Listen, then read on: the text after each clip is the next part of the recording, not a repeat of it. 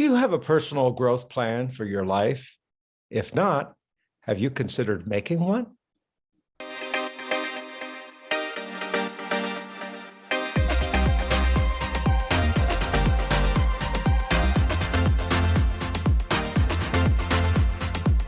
Hi, I'm Dr. Tom Ray, a John Maxwell Certified Leadership Coach. Welcome to Life, Love, and Leadership, where we discuss everything pertaining to life, love, and leadership. Let's get started. Hello, and welcome to Life, Love, and Leadership. I'm Tom Ray, and joining with me on the line is my good friend and co-host, Ken Shelton. Ken? Hello, everyone. We're so glad you've taken time to tune in and to listen to our podcast. We have some exciting things to say today. At the beginning of every podcast, we take a little time to talk about the attitude of gratitude, something that we're thankful for. And this is, of course, sort of a very important season, not just because it's Christmas, but because it's an extension of Thanksgiving. So the thing that I am thankful for in my attitude of gratitude is very important to me. I am thankful for the sound of my grandchildren's voices. I have 10 grandchildren, my wife and I do, and they range in age from 2 years old to 21 years old. And so there are lots of different sounds. And whenever I hear their voices, it just brings laughter to my soul. So I'm very thankful. How about you, Tom? I'm thankful for joy. I'm reminded of a song from several years ago. It says, "I choose joy." Larnell Harris was the one that wrote that. And so I choose joy, and I'm glad that we can choose joy even in the midst of craziness or in the midst of things just not working out for us, and we can still choose joy. We can decide that I'm going to be joyful during this season that I'm in versus just being weighed down by the burdens that sometimes we face. And 'tis the season to be joyful. After all, it's the Christmas season, and we have something to be joyful about. What's our topic today? Well, today, Tom, we're going to be talking about a personal growth plan. Now, that may not be something that our listeners have ever really heard about. We hear an awful lot about goals. In fact, it's hard to be in any setting, whether it's church, whether it's business, even families or schools, people talk about goals. There are so many books written about goals, and it's such an important topic that it eclipses what we're going to talk about today. But what we're going to speak about, having a growth plan, is fundamental to the idea of goals. In other words, it is the basis, the platform, maybe I should say the foundation upon which setting goals can take place. If you have a personal growth plan for your life, then you're able to set goals and decide how you're going to get your personal growth plan underway and moving forward. So growth plan, where should we have a growth plan? Well, we should have a growth plan for every area of our life. First of all, we should have a growth plan for how we see our person developing through the stages of life. Who are you as a person? What are your gifts? What are your talents? And the way that we understand those is by asking ourselves, what are the things we enjoy doing? The things that we enjoy doing for work generally are the things that we're really good at, and they are the basis for understanding what our long-term growth plan is all about. We either use those skills, we develop them, or we educate ourselves to receive the necessary certification and degrees to achieve things along that line of understanding in our lives. So every area of our lives is affected by our growth plan. We're diving into an article today by Catherine Benaby, and I'll post the link in the description of this podcast. But let's talk about the difference between goals and growth. What's the difference between them? That's a very insightful question. Having a growth plan is a long-term, forward-thinking idea. What do I want to be? How do I see myself developing over the next 20, 30 years? What do I want my life to have accomplished when I'm 60 years old? Once I know what that is, I can establish goals. Goals are the steps that I take in order to pursue that growth plan in my life. Knowing that I have an agenda, sometimes when we say people have an agenda, it's a negative thing, but in this instance, it's a positive thing. Yes. Now, I'm sure the question will arise, and Tom, maybe you could address this. We change as we grow in life. So at times we may have set a goal down the line, and then all of a sudden we're not 20 anymore, we're 40, and our thoughts change about what we want our lives to be. How do we deal with that, Tom? Well, I think it's a matter of not really having a clear focus on what we're shooting for.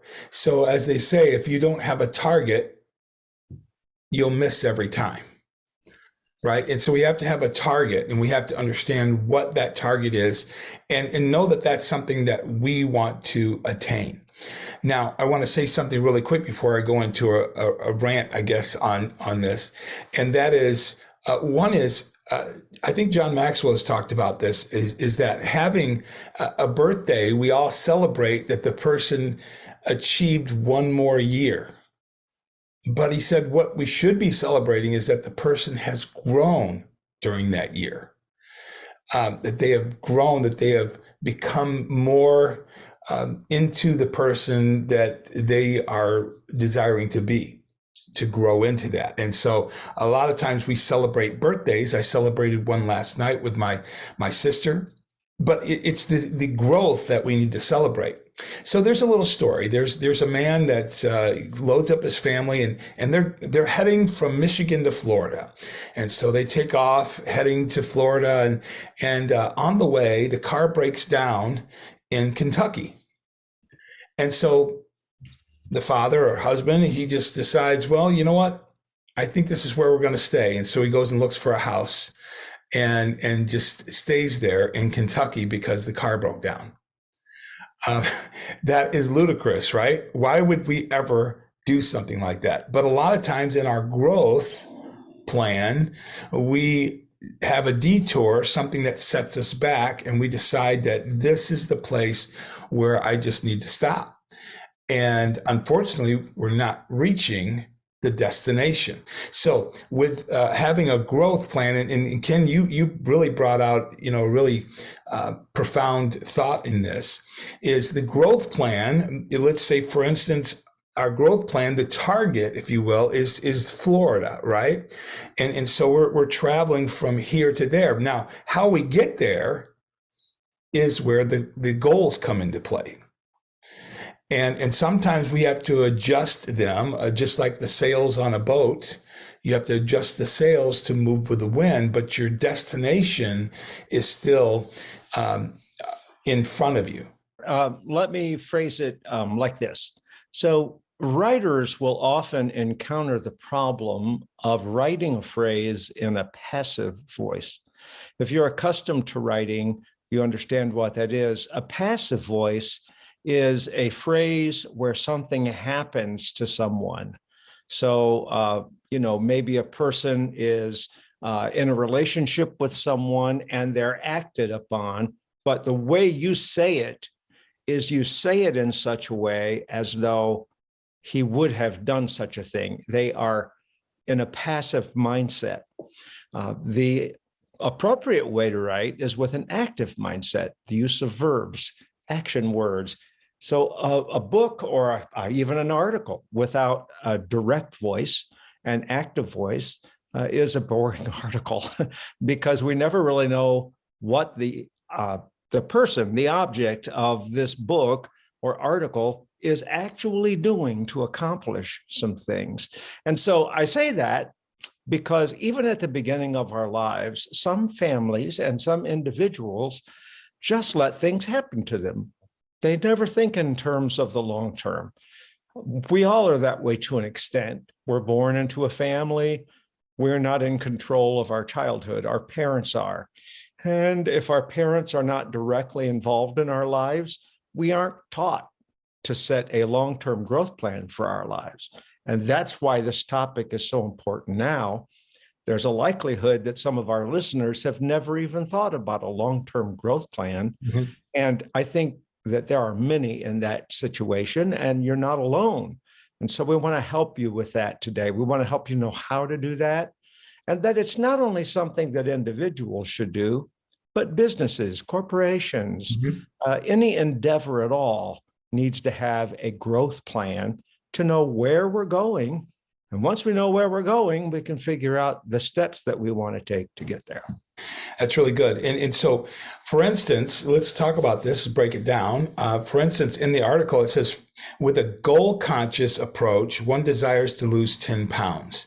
With a growth-conscious approach, one learns about healthy foods and embraces various forms of physical activity. And so that's kind of the idea here, is that, goals are great. And we even know this to be true, that when we set a goal and we achieve the goal, we think we're done. Mm-hmm. And we've achieved that thing, and now what? Now what do we do? But with a growth conscious idea, then we have something bigger on the horizon for us, and these goals are just many steps. And when I say many, I mean more like MINI, many steps to get us to where we want to grow into. My tagline that I often use in my network meetings is ready, set, grow. And it's all about growing personally as we move along through life. Having a growth conscious mindset helps us to better plan the goals leading us to that target. There are some people who are opposed to this kind of thinking. What we're describing sounds adverse to them. They somehow feel as though they're being structured to the point where they have no individuality.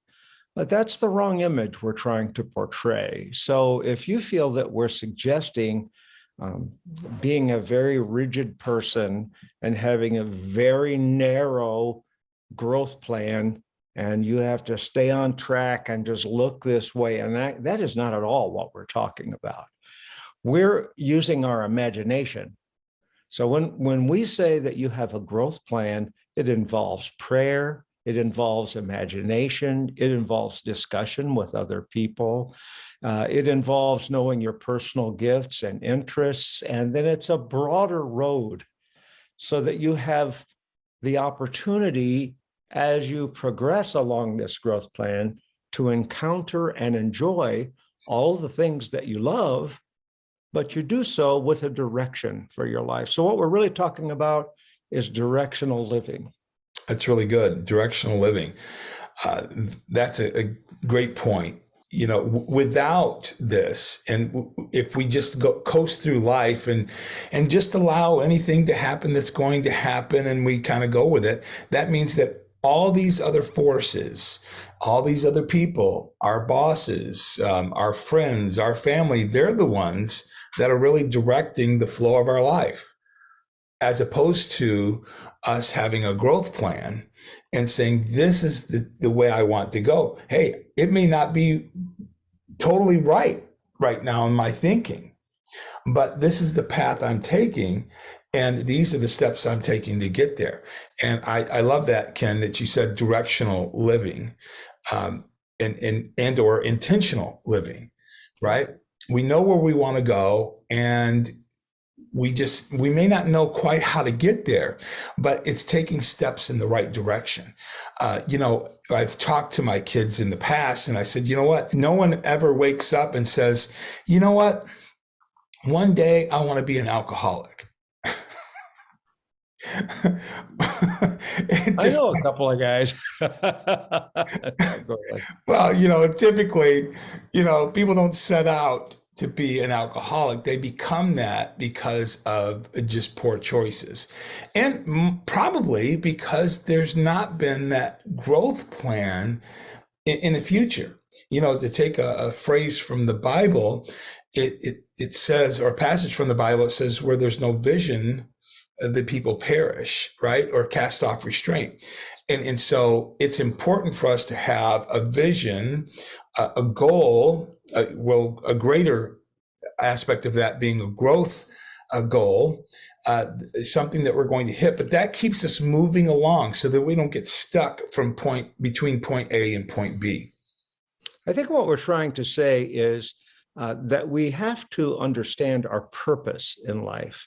A number of years ago, Pastor Rick Warren from Saddleback Church wrote the book that has been a bestseller, and I don't even know how many zillion copies it sold, Living a Purpose-Driven Life. And that phrase almost became cliche. Here's the thing about cliches. Cliches are cliches because they're true. And so it is true that we need to live a purpose-driven life. We need to be here for a reason. And part of the challenge of our childhood and adolescence is to begin understanding what that purpose for our lives is. We won't understand it all by the time we're 18 because our brains haven't developed fully by the time we're 18. Scientists tell us that the area of the brain that is primarily responsible for long-term goals and their consequences is not fully developed until we're 25. So it's not completely possible to have a growth plan for your life until you reach that point in your mid-20s when you can understand that these actions will create these conditions in your life or these consequences in your life. So by the time you've graduated college, maybe obtained a graduate degree, or if you did not pursue that particular strategy, if you say went into a vocational training and at age 25, you say, I'm not sure I really wanted to do that. You're still young enough to say, hey, I think I need to have a growth plan and sit down and reorient in the same way that if you were driving to Florida and you realized you missed one of those turns in the road. As you're heading down to Florida, there's a place in Louisville, Kentucky, where 64 cuts off of 75. And unless you're paying attention, you will get on 64 going either north or south. You might travel that road 100 times, but if you're not paying attention, you will get on the wrong road. And that's really important to know, is that we have to pay attention to our life, our life's story, what we're about. What are the things that have influenced us, and how do we see them impacting our long-term growth strategy? That's good stuff. That's tweet worthy right there. So everyone get out your phones and replay this part just now that Ken said. But John Maxwell makes this quote that's in this article and says, discipline is the bridge between goals and accomplishment. And that bridge must be crossed every day. Over time, that daily crossing becomes a habit. It's the little habits that gets us to achieving our goals, and which it helps us achieve our growth plan for our life. And by the way, there's a great book on habits called Atomic Habits by James Clear. It's a fantastic book.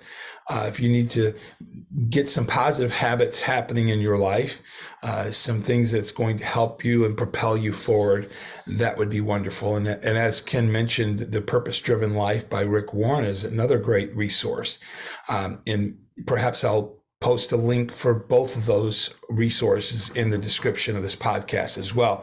But there's a lot of ideas here that if we don't have a target, as I said earlier, we'll miss every time. So we have to know what our goal is or what our growth point is in our life. And if you don't know what that is, and we're like, well, I have no idea what that should be, or I don't even know who I am as a person. That's what the Real Leadership Company is here for, is to help with that and help you navigate and ask you the right questions to help you form a better track, if you will, of where your life should be heading. I love this. It says, there is no clear definition of purpose. If an individual or business does not have a clear purpose, it will be difficult to achieve objectives. It's important to define and redefine purpose often. All players must understand their role and its importance to the big picture. Ken? Well, there are several things that hinder us or impede our setting a life plan. And one of those is fear. Fear is a very important aspect in life in small doses. I mean, if you have fear of running out in the road and trying to cross the traffic pattern without paying attention, well, you're a smart person. There are some things to be afraid of, but being afraid of your long-term plan is not one of them. Some people are artistic and creative, and by being artistic and creative, they have many things that they're interested in. They like many styles of music. They like expressing themselves in a variety of ways. They might paint, they might sing, they might write. They may have all of these talents, and because they're good at all of those things, they might assume that it's hard for them to understand a life growth pattern because there's so many things they're good at. Should I be a writer? Should I be a singer? Should I be a painter? What is it I should be? Well, the question is not so much what you should be as it is who you are. What you will be is an expression of who you are. And part of growth is developing integrity. And I'm going to go slowly here on purpose. Integrity is one of the most easily misunderstood words. Integrity has become a word that means this guy doesn't pay his bills. It's a lack of integrity. This guy cheated on his wife. It's a lack of integrity. That's partly true. But integrity simply means that you have taken all of the aspects of your life, and I'll use that artistic mindset. So painting, drawing, singing, writing, whatever it is you do, you take all of those things and you integrate them. See what I just did? You integrate them into your life. Integrity. Integrity comes from the root word integer. And we know from math that integer is a whole number as opposed to a fraction. So we don't want to fractionalize our lives by saying, I want to go over here, I want to do this, I want to do this, I want to do that. We want to head that way. And along the path, we will get to do all these things. And in fact, these things may help us get over there. But we have to corral all of our talents and abilities and assimilate them into our lives. And by assimilating them into our source, our core, we develop integrity. We are one thing with many expressions. Knowing that you are one thing with many expressions, you are now able to head in a long-term direction and set goals to get there. So there's nothing to be afraid of. You don't have to be afraid of yourself. You don't have to be afraid of who you are. You just need to understand it and then set specific goals to get there. Have you ever wondered why doctors call what they do a practice, or lawyers call what they do a practice, right? Right. And is it because that's what it is? It's practice, right? It's a practice, and every time we're working at our craft or whatever that is in our life, it's a practice. And as we see with all the malpractice suits that are going on, is that sometimes we don't get it right, and sometimes we make mistakes along the way, and for the most part, unless you're dealing with a person's life, you are. It's okay if you miss the mark.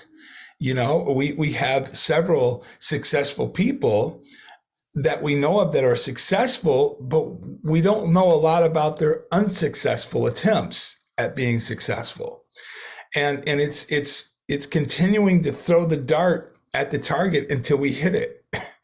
And it's continually working on that. Ben Franklin is a great example of that, who finally discovered how to make electricity. So it's a process that we go through. We practice healthy habits every day that help us get to our growth goal. Now, with that being said, I think it was episode 27, Ken, I interviewed a woman by the name of Kathy Morenzi.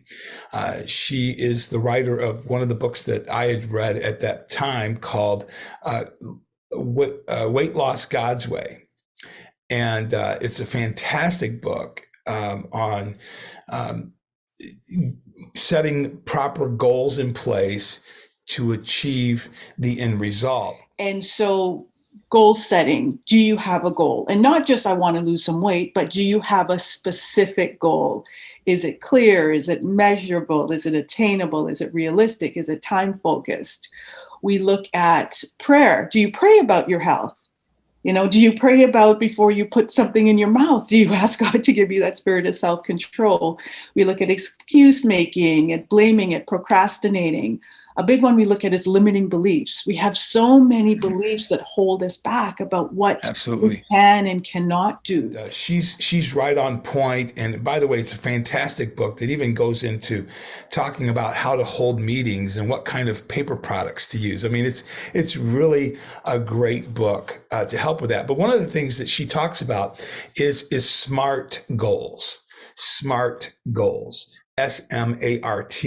And S stands for specific.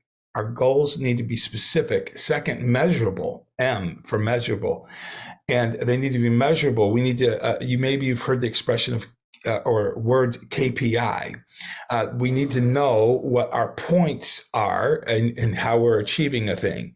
And then the letter A is achievable. Is it achievable? And then the letter R, is it relevant?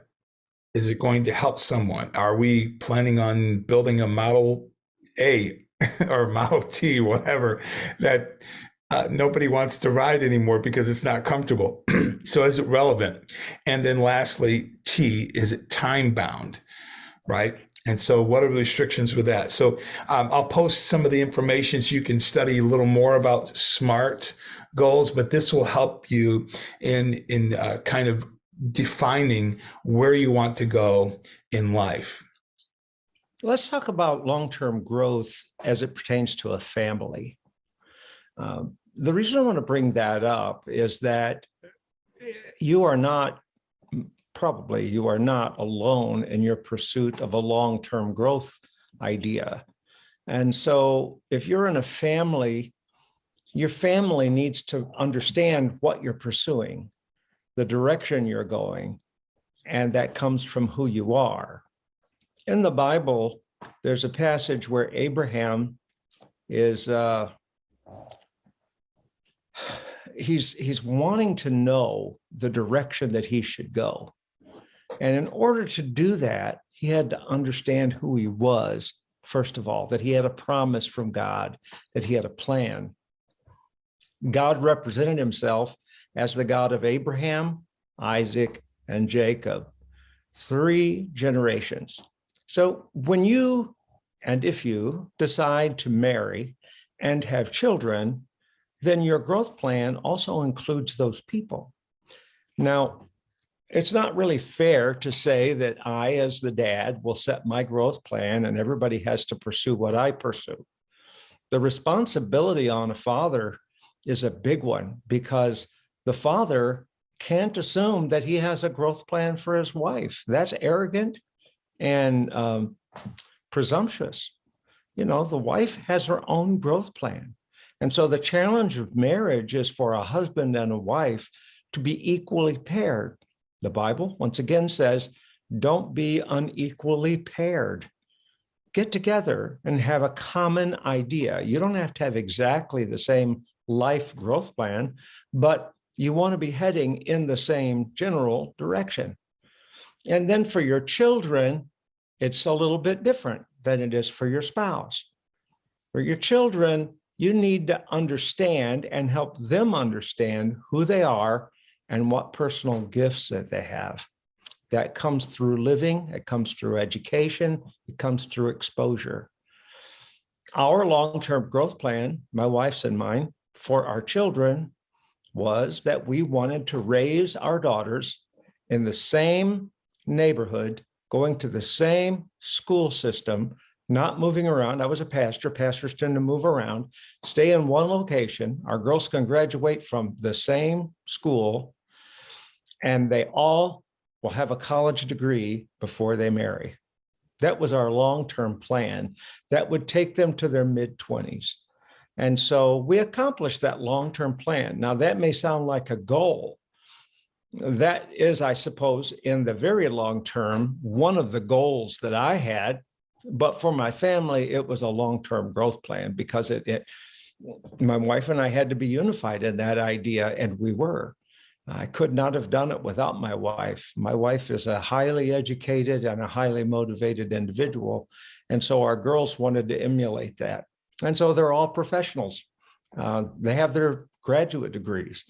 And I say that because sometimes life is unfair and things happen in the life of a woman that she's not directly in control over. And so I wanted our daughters to be able to have a career of their own should they find a snag in life and find a disappointment. And that's understanding that disappointments occur and get us off track is really important too. So anyway, it's not just an individual thing, it's a family thing, and it has to really be thought out in a family. Great analogy there. And of course, it was actually put to test and proven, right? And it happened to work in your family. I'm grateful for that. Yeah, but the idea is that you had a plan, a growth plan for your children. And a lot of times, I don't think parents really even think into that. As parents, a lot of times we just make sure our kids are cared for, that they have a roof over their head, clothes to wear and food to eat, and then go to school.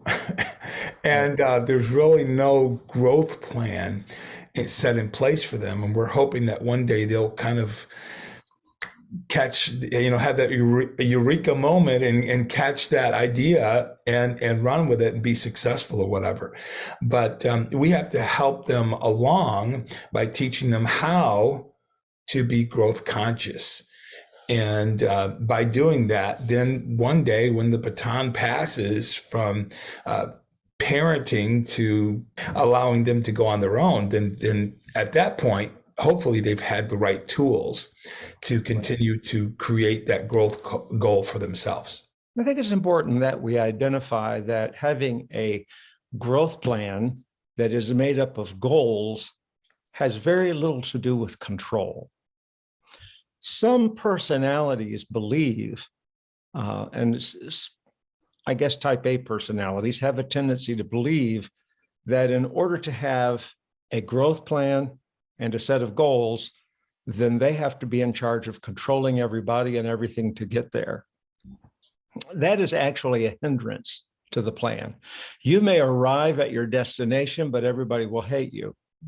Control is not a gift of God because it assumes God isn't in control. And so if you have that tendency to want to seize everything and control everything, loosen the hands a little bit and build your goals and your growth plan on relationship. I would say that the one thing that my wife did, and I did also with our girls, not that we're the model for everybody to follow, but it worked for us, is that we built strong relationships with our girls. And also, my wife was going to college at the same time my oldest daughter was going to college. And now my oldest daughter wanted to compete with my wife because my wife was a straight A student on a scholarship. And so my daughter had to be a straight A student on a scholarship. And then my middle daughter had to be a straight A student on a scholarship. And then my baby daughter nobody wanted the other one to be better than them. And so it just automatically gravitated toward, let's pursue something. And in those years, I mean, in those 20 some years of living, they might have affected or altered a goal along the way. For instance, one of my daughters was certain she wanted to be an elementary school teacher. But in her last year, she realized she didn't think she could stand all those little kids. She said, little kids just hang on you all the time. So she changed her plan and became a secondary teacher. And now she's a middle school teacher. And I'm not sure that's any better, but no, kids are great. And, it suited her. She changed that part of the plan, but she didn't change the overall plan. She just tweaked those goals a little bit to get them centered, just like you align the wheels on your car, just like you keep it directed. It's just about direction. It's not about control. It's just about direction. I like this in the article. It says here, making a growth plan will make the difference between simply achieving goals and growing in a sustained and conscious way. The latter will lead to ongoing transformation in all areas of life. And I think those things, as you've revealed to us today, Ken, about your kids and creating in there that competitive edge in them, and all of that will be a point of success as they move forward in their life. It will open new doors for them that they wouldn't have taken otherwise. Yeah, absolutely. What are some questions that our listeners can ask themselves, Tom, as they're developing a growth plan? How can they begin to get a start? If they haven't really thought about this, what should they do? If they sit down with a pad and a pen or a computer or their smartphone and they begin to write some things down, what are some questions that they should ask themselves? I have one that I'll start with. It's from the article, and it says objectives. And I want to read this because I think it's very good. What do I want to be able to do or to be able to do better? And it's important to narrow down those objectives and bring it into clarity. And so goals, objectives, don't worry about terminology here. All we're saying is, how can I achieve a particular skill or improve a particular skill toward that goal? Well, the next thing, Ken, is even in the article, it talks about the success criteria. How will I recognize success? How will I review and measure my improvement? And this is how we do that, by action, right? What methods will I use to achieve my learning objectives, as Ken pointed out just a moment ago? And this is all about how. How will I achieve the set objectives? So I think that once we can focus on what we want to do, and listen, everybody, it's very important to emphasize here that we, especially in this society that we live in this day and age that we live in, we don't take time to think. We don't take time to think about our life and think about what direction we want to head. So don't sit down and just say, well, I'm going to write out my growth plan in 5 minutes.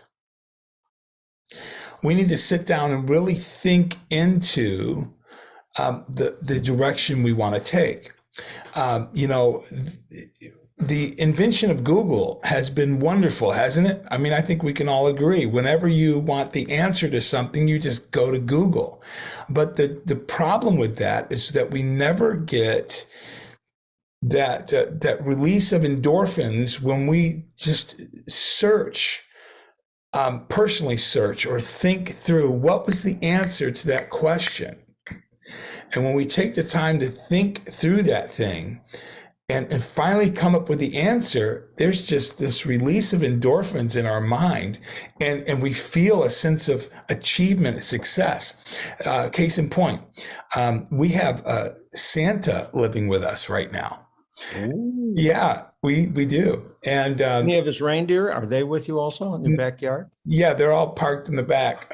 That part's not true, but the guy that plays Santa at the local mall is actually staying with us because, ironically, he lives up north and it's just too far to drive every day. And so we gave him a room in our house so that he could stay while he's playing the role of Santa. So him and I were sitting down thinking about the movie, the Santa Claus with Tim Allen. And we were thinking about who the chief elf was. And we resisted the temptation to go to Google or ask Alexa what the answer was. So we just sat there and thought about it because we knew what the answer was, but we just couldn't connect with it. And we went back and forth and we bounced names around. And then finally, one name sounded similar to the right name we were looking for. And then it came to him first. And he said, Bernard. And there was just big joy that erupted in the room because we finally discovered what the answer was. Breakthrough. And that would not have happened had we went to Google. We just sort of said, it's Bernard. And there wouldn't have been that sense of achievement or accomplishment. So I say all that to say that it's important that we take the time to sit and think the direction we want to go in our life. And then use the SMART acronym that we talked about earlier. That will help you go to that next step. And then lastly on that idea is implementation. How will I practice and apply what I learn? Application is so important and the area where most individuals fall short. So it's great to have a plan, but we have to implement the plan. Ken? When I was a kid, I loved to sing. I remember being 5 years old and having my first bicycle. We lived in a rural area. There were some houses around. We lived near a little river that that was part of a bigger lake system. And I would ride my bike and I would sing at the top of my lungs, whatever, I don't know what it was. Sometimes it was church music that I'd heard. Sometimes it was something my bigger sister had heard on the radio. I would just sing it and sing it and sing it. And the neighbors would call or come over and just chat with my mom and said, we get the biggest kick out of, everybody called me Kenny back then. We get the biggest kick out of Kenny, man. He's just singing all the time. He's always got a song. And then we moved. I didn't like the house we moved into at all. And I didn't sing because I had no place to ride my bike. It was a city. It was over on Paddock Street in Pontiac by the old ice house, you know. Just didn't like it. I had no place to go. It was a rented house. My dad was looking for another home. Then he found it. And a year later, we moved back. We moved into the city, but it was on the outskirts of the city. And we had like a 3-block area to be kids for 3 years. We rode our bikes and sang. And once again, I was singing. Man, I had a transistor radio. I could sing. And then we moved again in the 6th grade out to Clarkston, 9 acres. And I could sing at the top of my voice. And my mom made a discovery. My boy likes to sing. So I was pushed into singing in church. And then my mom came to me one day and said, I've booked you for voice lessons. And I said, voice lessons? I didn't know they had those. She said, yeah, it'll help you sing. So in high school, I took voice lessons and it was great from a professor at Oakland University. And it was at that point that the lights came on. I want to be a singer. Well, I'm glad that I didn't pursue just being a singer because a lot of singers crash and burn because the entertainment industry is a rough road. And I mean, just listen to Rhinestone Cowboy about compromises and getting there and, you know, whatever. Anyway, the point being is right at the same time, I felt a call from God to go into the ministry. That was hard. That was a hard call. It was not necessarily fun all the time because the ministry not only was a ministry to other people, but it was personal development for me. Singing came naturally. It wasn't hard. So there was no discipline involved. Yeah, I had voice lessons and I had to learn certain songs and certain vocalises, but I didn't it wasn't difficult. It was easy for me, playing the piano, playing the guitar. I just picked it up and off I went, probably much like you. It was a very natural thing. It's not going to discipline you and make you become the person that you should be. And so I went into the ministry. I started churches. I had a friend tell me one time, Ken, here's the one thing about you. Whatever it is you decide to do, you will always take the hard route. I said, what does that mean? He said, you're an idealist, so you'll never take the easy road. But by taking the challenging roads, it developed me as a person. And I'm 69. I'll be 70 in May. I still feel like I'm developing. But music wouldn't have done that for me. Music would have taken me in a different direction. And I know it would have. Not that it's wrong. It's just that that's not what I really wanted to be. And that's not what my folks wanted for me. They wanted for me to be a good man and to develop completely. I hope that I have not disappointed them in any way. I'm sure your dad very much thought the same things. And it wasn't so much about me. Ministry is really about other people. So it's in that discipline of saying, wait a minute, I'm responsible for people. I need to give them something to help them grow in the Lord and in their lives. I found myself 28, 29 years old counseling people. I had no business counseling them at that point, but I was put in that position. And you know what I realized? I needed counseling because I didn't know what to do. So it was the development of my personal life, and I had to develop a long-term plan, which I did. So I have a similar track in life, and so that's it resonates with me what you said, and so thank you for sharing that. Listen, we want to hear from all of you as to perhaps where you're going, or your desire to learn more about how to develop a growth plan for your life. There's certainly a lot of resources that are available, but we want to know your story. So share with us what that is. You can reach out to me at tom@realleadershipcompany.com.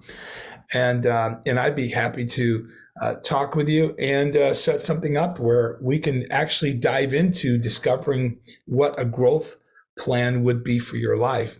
And we can talk about that. But before we move on to conclude this podcast, Ken, is there anything coming up with you, or how can people get in touch with your music and things that you have going on?